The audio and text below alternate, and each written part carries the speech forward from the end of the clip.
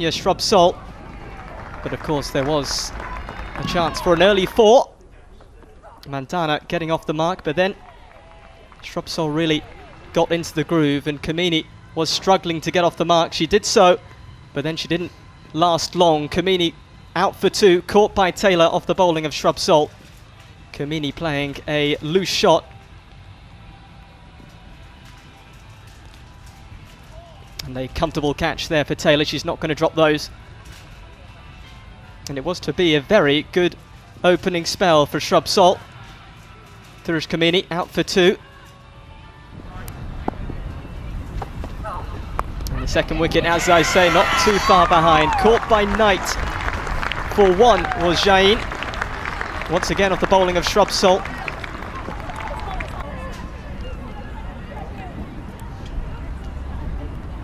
Just getting a little bit of extra bounce this time from Shrub Salt, and it carries well to Knight, who takes a good low catch.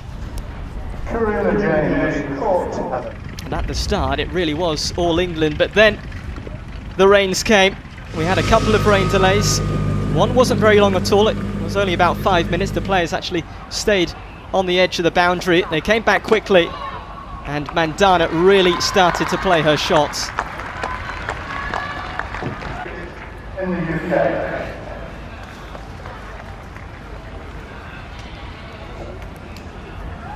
Just the frustration there from Shrub Salt. And also ably backed up by Captain Raj. These two really settling the ship for India after that poor start. Raj coming in and playing a captain's innings and backing up Mandana, who was hitting boundaries all around the field, as was Raj. Hazel coming to the attack.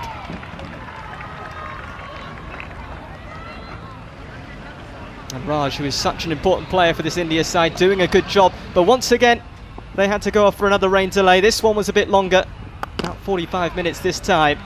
It meant that 50 overs was reduced to 47, but it didn't affect Mandana and Raj, who carried on in that vein of form until Raj was caught behind.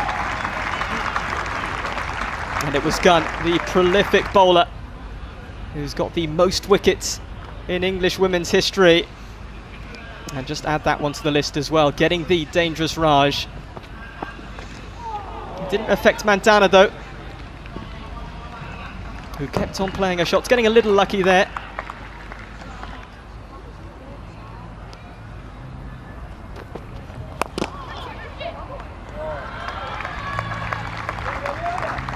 Brunt on her return to the side. Bowled with some good pace, but wasn't able to break through with a wicket.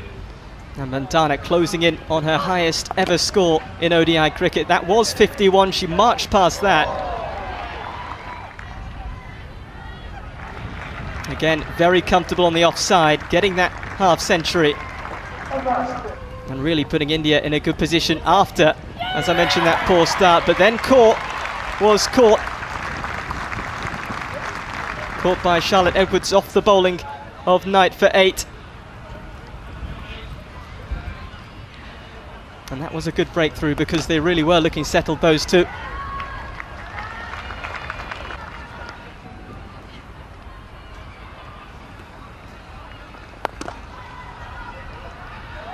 Mandana kept on playing her shots, again sending that to the boundary, and also Vanita was playing well as well in company. Mandana marching past 70. And Vanita as well, getting in on the act, sending the white ball to the boundary. It was all looking rather comfortable for these two. A very good partnership until this. A real mix-up, and Mandana was run out. The real big wicket that for England. It was good work by Gunn, but Mandana, a wonderful knock, 74 off 99 balls.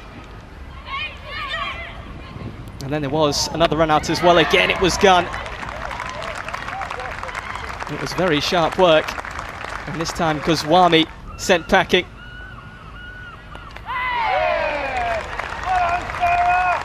And that was the end of Vanita Knight, who came in to bowl a good spell.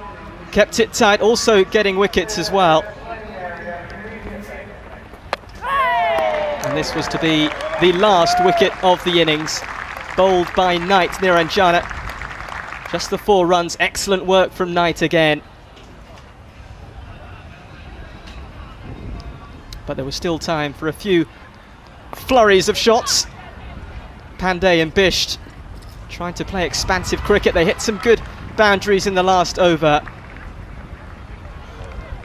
And it helped India to a total of 193 for 8. While the rain delay during India's innings meant a Duckworth-Lewis adjusted target of 195 to win off 47 overs for England. And they got off to a wonderful start with Edwards and Knight in fine form. Really were taking the attack to India.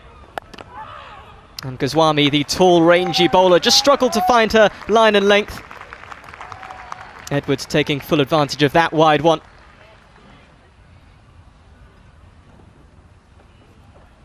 And Knight following suit as well, just finding the boundary with ease in the early portion of this one.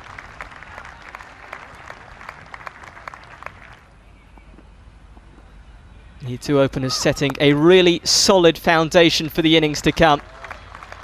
Just scoring all around the wicket. And the locals in Scarborough absolutely loving it.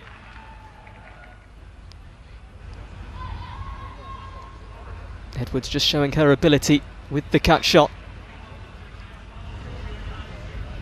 And it really was a captain's innings from Charlotte Edwards. Just kept on finding the gaps, even with a bit of help from the fielders.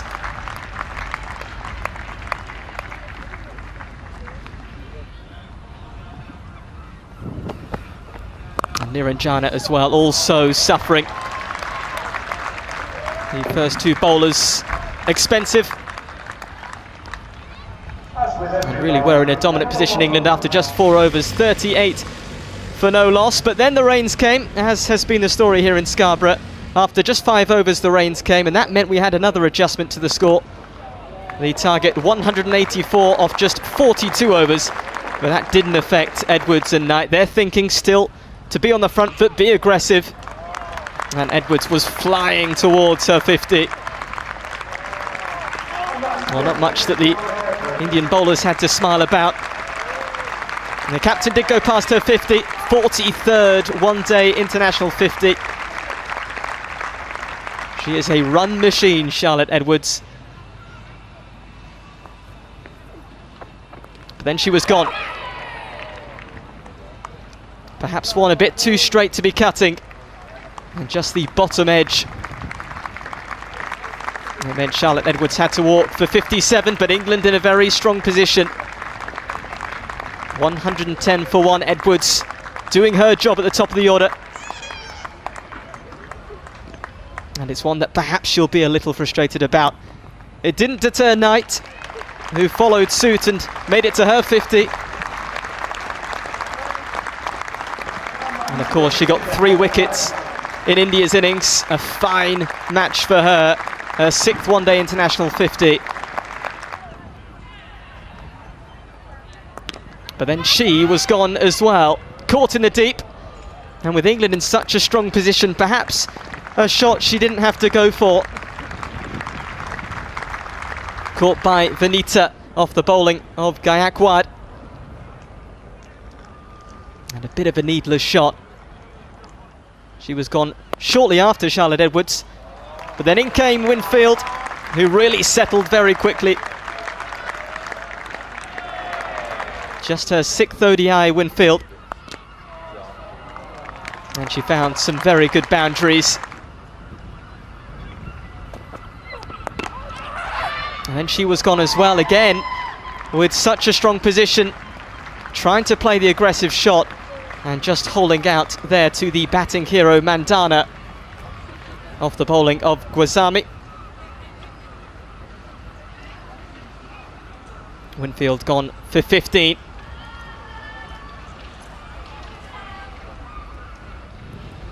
And then Taylor and Greenway had just about an over together before the rains really came again. And the umpires took the players off. And it really was dark and grey here in Scarborough at that point. and it was looking unlikely that we would get back onto the field, and that's exactly what happened. England won by 42 runs via the Duckworth-Lewis method. A good victory in this first ODI for England.